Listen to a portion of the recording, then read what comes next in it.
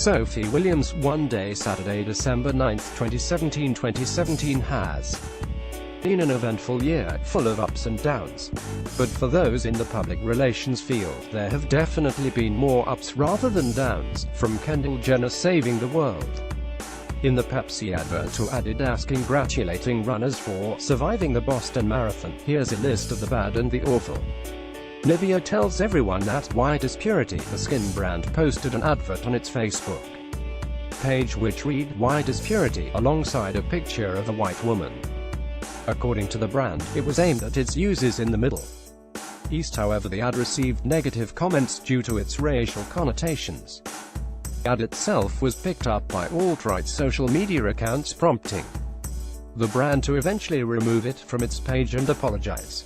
Curry's PC World and its offensive sign about tramps. The company came under fire after one of its stores in Wrexham, Wales, placed a sign close to rubbish bins at the back of its store that read, "Attention tramps, stop looking for valuables in our bins and start looking for a job."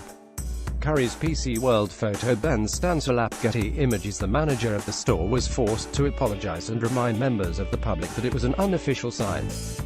Theresa May and the falling letters. May's speech at this year's Conservative conference descended into chaos and farce. Firstly, she was handed a P45 by a prankster. Comedian Simon Brodkin, aka prankster Lee Nelson, hands Prime Minister Theresa May a P45 during her keynote speech to delegates and party members. Photo by Carl Gore. Getty Images. Then she started to lose her voice and had to have a throat suite from the Philip Hammond. And then the letters of the party's slogan began to fall off from the wall behind her. Ministers rallied round Mrs. May following the speech. David Lidington, the Justice Secretary, told "Most people out there in the real world know they have to get up and go to work coping with a bad throat or a cold from time to time. You just get on and do it, and the Prime Minister has just given a demonstration of that." Pepsi find out that a can of its drink can't resolve everything. The bizarre advertisement from Pepsi showed a group of protesters and police. Kendall Jenner then walked up to a member of the police and handed him a can of the soft drink, helping to ease the tension and making the officer smile. Instantly, the footage received backlash from people who said that the advert was trivializing the Black Lives Matter protests. Bernice King, daughter of Martin Luther King, even got involved, tweeting to her followers, "If only Daddy had known about the power of Pepsi." The company was forced to pull the ad. Adidas congratulates runners in the Boston Marathon for surviving. Those who completed the grueling 26.2-mile route were sent an email from Adidas for finishing the race. However, given the history of the marathon, the choice of heading for the email could certainly have been better. At Adidas, you may want to rethink the subject line. pic.twitter.com Curub8Fiao, Mike Dennison at MeKid33 April 18, 2017. NME uses Stormzy as the cover star without asking his permission. The grime star lashed out at the music magazine after it used him on the cover of a magazine which had a focus on depression. Stormzy wasn't pleased that the cover made it sound like he had talked to NME and endorsed the cover. However, he had not. The headline read, "Depression, it's time to talk. They've used me on their cover without my permission. Depression is a very, very sensitive issue, and it's something I've spoken about." pic.twitter.com/drug GSAP at Stormzy 1 March 16, 2017. He said on Twitter, "My issue is not about me speaking out about it. That is fine, and I'm happy I'm able to help, but they've been very foul here. I know it will help others, but just imagine a personal battle of yours being published on the front of a magazine without your permission." McDonald's accused of using a child's grief in advert. The fast food chain released a commercial about a boy who lost his father and discusses his late dad with his mum over a filter fish. The Advertising Standards Authority received more than 100 complaints. Bereavement charities were also upset with the chain for using the issue to sell food, prompting McDonald's to promise that it would never happen again.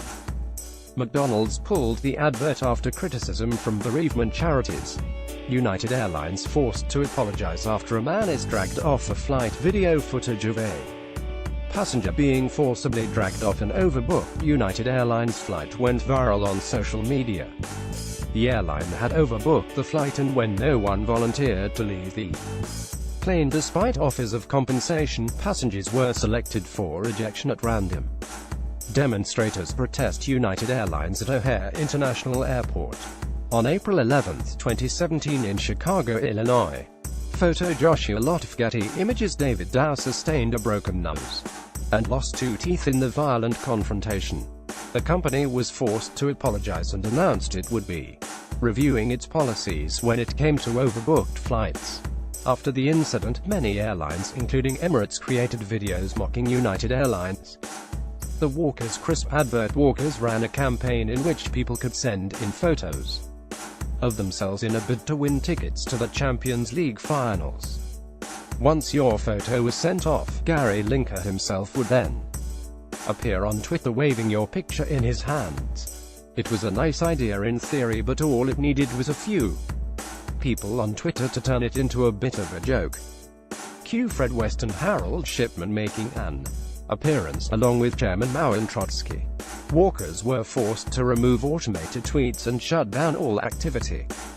Jeremy Corbyn flounders during Woman's Hour interview. During an interview in May in the run up to the elections, Jeremy Corbyn was interviewed on Woman's Hour by Emma Barnett. Emma Barnett received abuse over her BBC Radio 4 Woman's Hour interview with Jeremy Corbyn. BBC. They were discussing Labour's plans to roll out 30 hours of free childcare per week to all parents. He was asked by Barnett as to how much this policy would cost. However, he stumbled and could not come up with a figure. After being repeatedly pressed to state the estimated cost, Barnett eventually told him what his party had said it would cost. In news, http://news.co.uk